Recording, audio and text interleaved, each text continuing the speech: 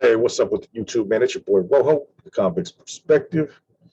And today, man, what I'm going to do is, we've done a few videos where subscribers or, friends or whatnot have reached out to us and shared their experiences, you know what I mean, on an anonymous type of platform, via email, whatnot. Today, we got another one, man, and it's about High Desert, good old High Desert, man, in the 1990s, man. As a lot of you know who are subscribers, High Desert, it still ain't no joke. It's never been a joke from the day it's opened. It's been one of those institutions, man, where every day is dangerous, man. There's always something popping off, whether it's north and south, whether it's white and black, whether it's black and south, whether it's whatever it is, it's real serious there. It's that level 4, and it's been rocking and rolling ever since it opened in the early 90s. You know what I mean? I don't remember. Yeah, maybe it was the later 90s, actually, man. I don't really remember, man, because I was in Susanville from 93 to 95, and it wasn't open yet. It was being built while I was there. So let's say the later 90s, man. But ever since it's opened, it's been a war zone, man. It's still one of the most dangerous prisons, if not the most dangerous, within the hostilities, just with the level of violence that's used there to do in-house cleaning or, you know, any kind of removals for whatever reason. They always take it to the extreme there. There's not, they're not playing, man. No matter what group it is, what gang it is, they're not playing in High Desert, man. And Salinas Valley's right there with it. You know what I mean? It's another one. It's just a bad place to go, man. You end up in prison and you get sent to one of them spots. You're just like, man, really? You know what I mean? But anyway, this is from one of our viewers. Flacco knows this person and can vouch for them. He knows them personally. So we'll get right to it, man. Okay, High Desert 1990s. First, Flacco and Rojo, thanks for your opportunity to give your viewers an anonymous platform to submit stories. I did time in the 90s and 2000s and have a story to tell. I was on one of the first bus loads in 1995 to High Desert State Prison, and it was really a war zone. We had an incident where the Sureños killed a homie in the rotunda. This was after several skirmishes had occurred. We tried to establish alliances and areas on that yard, but it was difficult to get the assistance of the black factions. There was an agreement with the Kumi and the Crips that they said the Norteños were on their own. The Sureños and whites were the opposite. They had formed coalitions to establish key areas to the prison. The whites were favored by a bunch of the redneck COs, and they had made sure the Sureños benefited from this. In retrospect, the whites were all about that business, but outnumbered, so they did all they could to keep the Sureños happy, who had the huge numbers. During this time frame, individuals like Eddie Bada, Fast Eddie, Ozo, Nono, and other individuals who had been deemed at other prisons had a presence. They were recruiting ends to go to D lower. They sold the pitch, we are Norteños. We don't politic on this side and offer a safe place. They used the killing of a Norteño from Sanjo as their pitch. Now, this is going to shock everyone. This is going to shock everyone. One individual who would later become a current high-ranking C ended up in the same yard and so forth. That being a young Sammy Luna from Sanjo. Him and a few other young ends like Turtle from Galt, Listo from Turlock, Little Man from San Jose, and others were got at to make a move. They failed to act. Eventually, they got off in a whole other situation with the whites and got to the hole. Separated from yards in the hole, we had a green light on Sammy and the others.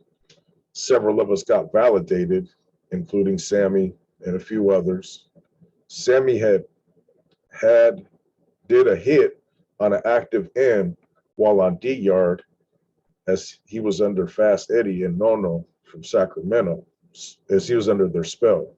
Fast Eddie and Nono spell. These guys were recognized as new flowers. When we got to the Bay, several filed reports, but there was a lot going on in the Bay. The NR dismantling and the aftermath of the Big Smiley and Pantera conflict. Sammy was able to clear his name. In addition to the stuff we had proof of, there was rumors of Sammy working with the administration. Not like a snitch, but having interactions and deals, as Fast Eddie and his cronies had a model that they would dialogue with COs to keep a good rapport, to have an advantage. I never understood how Sammy was clearly got at and neglected to act. They had numbers, but they were committing acts of treason with their workings with administration and failure to act on an all-out war with the Sureños. We had it bad enough on our side, and even though we handled our business, we lost too many battles due to a lack of numbers. Why we were rushed, stabbed, and rushed by huge groups, they were on the yard fraternizing with the same enemies who were involved in spilling blood on other yards. The validation was a ploy to get us out of there. At times, they gave a few options to go to another yard, only to have Fast Eddie tell the R&R sergeant whether individuals could attend the yard or not. They would literally have him talk to new arrivals in a dummy cage and tell the sergeant if they could be on the yard or not. It was a tactic to give IGI a reason to validate. This is how corrupt High Desert was, and whether you were with the Flowers or on another yard, no one trusted anybody. Both sides had ends and no good ends being mixed, so this was a big test. Eventually, the New Flowers had a stronghold on that yard, and the active Norteños established a shaky home. I was there when Porky got hit. There was a group discussion that was made based upon Porky claiming he was NF, but knew nothing of the NR and conduct was not up to par of a C, let alone a B. Remember, this was the 90s, and several dropouts used to go to yards and claim they were sleepers and had channels to the Bay, and communication to cross-reference was not there. I paroled in 2009 in good standings, but I seen how a blind eye was turned and favoritism was shown toward individuals. I had a few C's and Cellies, and was told a captain took a liking to Sammy, so it's a dead issue. High Desert was on freeze. Mondo Kewen was told to investigate when he was transferred there, and after his botched attempt on Big Smiley, was supposed to take out another target in High Desert to be Blood in the O. The individual was tipped off somehow and rolled it up. When several of us got to the Bay, it was a harsh screening process, as any end coming from High Desert State Prison was on freeze. It took me 5 months to be cleared. High Desert was the most chaotic experience I ever had. Every other pizza I've been to, while there may have been stuff that a blind eye was turned, you know for the most part who was solid on the yard and who wasn't. These tactics by the New Flowers really messed with a lot of Norteños' heads as propaganda was pushed hard. I will say this, the level 3 yard there was the most solid yard and cracked just as hard as the level 4. Anyways, keep doing what you're doing, and I may write a few other stories for you guys. Well, that's interesting, man. You know, and this is what I get out of this is a lesson. You know, High Desert's, you know, an extremely active place, really about that action. And, you know, so you go there, maybe it's not even your first term. Maybe, you've done the term. Communication used to be real rough back in the day, so it's hard to stay abreast of current events, current places that are no good. This is all pre-cell phone stuff, man. So you might be a first termer with a serious case, end up on a level 4 yard, go to High Desert, and the rumors are, oh, High Desert's active, it's GP, it's with the business, man. You go there, and there's a chance you get crossed up with any kind of what would be considered a no good, a dropout group, a group like the Flowers, you know what I mean? And you could be perfectly thinking you're doing the right thing, and whoop, end up on a bad yard and end up getting deemed, and you were never the wiser. All of a sudden, you're getting hit. And it's basically from manipulation tactics, man. Conquer and divide type tactics, man. Hey, this is whoop-de-whoop, this is this. And You know, hey, well, you got to talk to the homeboy. You know, it's people setting you up, man. Hey, go talk to the homeboy. You know, he's the one running stuff. And it's really somebody who's, you know, I'm not saying this individual was or wasn't, I wasn't there. This is this man's story, but I'm just giving you a hypothetical. You know, Fast Eddie, for example. Let's just use him because he's in the story. You know, the people under him could have been like, well, hey, let us talk to the big homie. You're thinking that's y'all's big homie. Man, you ain't part of what they're a part of. You know what I'm saying? So he's got you doing things you don't know any different. You're a first termer. You know, you might not necessarily understand how things, you know, go down day to day, hour by hour, what movements are what, what's normal, and what's not normal. Next thing you know, man, you're on a no good yard, thinking you're on a good yard, you know, and then you go somewhere else, be like, hey, where'd you come from? Oh, I came from such and such yard. Whap, whap, whap, getting hit. You know what I mean? So, you know, this kind of things are like lessons for people that, hey, you know, while you may not have any weird charges on you, while you may not have, you know, told on anybody to briefed, you've always been in good standings. You know, you're well respected in your hood. You know, you've done your time in the county, you know, flawlessly and fulfilled your obligations.